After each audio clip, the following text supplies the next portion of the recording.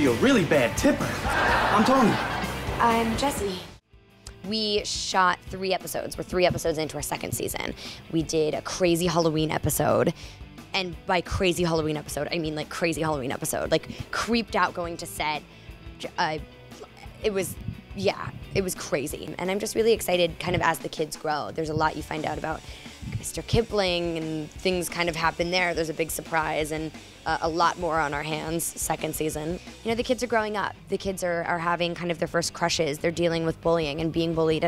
And Jessie's dealing with kind of meeting new people and trying to build her career and figure out what she's going to do. And it's very much teenage problems. At the end of the day, they're dealing with real stuff. They're dealing with bullying, things that I went through in school. They're dealing with, you know, getting crazy rejected by boys or friend zoned or whatever it is. Like all of that is absolutely stuff I went through and stuff I'm sure my kids are going through as well. And we talk about it. I'm like, have you been through this? Are you going through this? So it's cool that it makes the stories that much more personal. So anyone who watches Jessie is getting a little bit of my heart when they see it, which I find to be cool and also terrifying. It's just this kind of magic. I think the entire Disney franchise, whether it's the channel, the films, you know, being from Pirates of the Caribbean to John Carter to Tron, things that aren't Jessie, you know. I think that it's such a brand and it's such an iconic kind of world of magic. And no matter wherever you go, there's something a little bit ethereal, there's something a little bit kind of intergalactic and otherworldly and magical and, you know,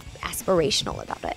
And you want to be a part of it. And as you're growing and you find out that things aren't perfect and the world isn't perfect and you will be disappointed and you aren't invincible and your parents aren't perfect and they're not superheroes, you also find out that the most beautiful thing about the imperfection of the world is the perfection in little spots of art, whether it's a really great song or escaping to draw a picture or whatever act, you know, make music, do what you love to do, or watch a movie, watch a film, watch a TV show, kind of escape into that perfect world. And so for a second, things are magical again.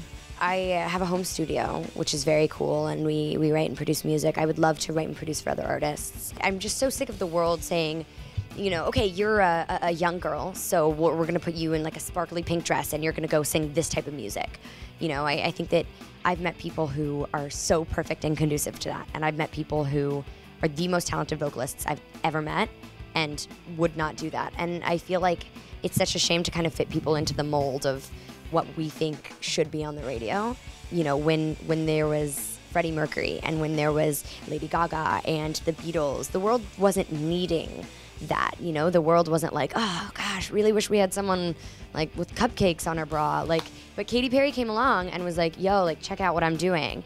People were really into it and they got on board with it, because I think it's less about filling a mold and more about showing people what you have to offer. I would love to kind of help encourage artists to find whatever that is their musical artistic expression. And maybe I would love to do another TV show after this. And there's nothing like playing a good dramatic moment. You know, there's nothing like playing Broken or Desperation or whatever it is and showing that to people. That's something that I would love to do a bit more of. But inherently, I'm a goofy person. I love making people laugh. I love kind of silly things in perfect worlds. So maybe if I could like produce and run a show or a couple like Disney Channel original movies for the channel or something and stay in that realm, but maybe act a little bit of dramatic, that would be the ideal. I'm Debby Ryan and you're watching Hollywire.com.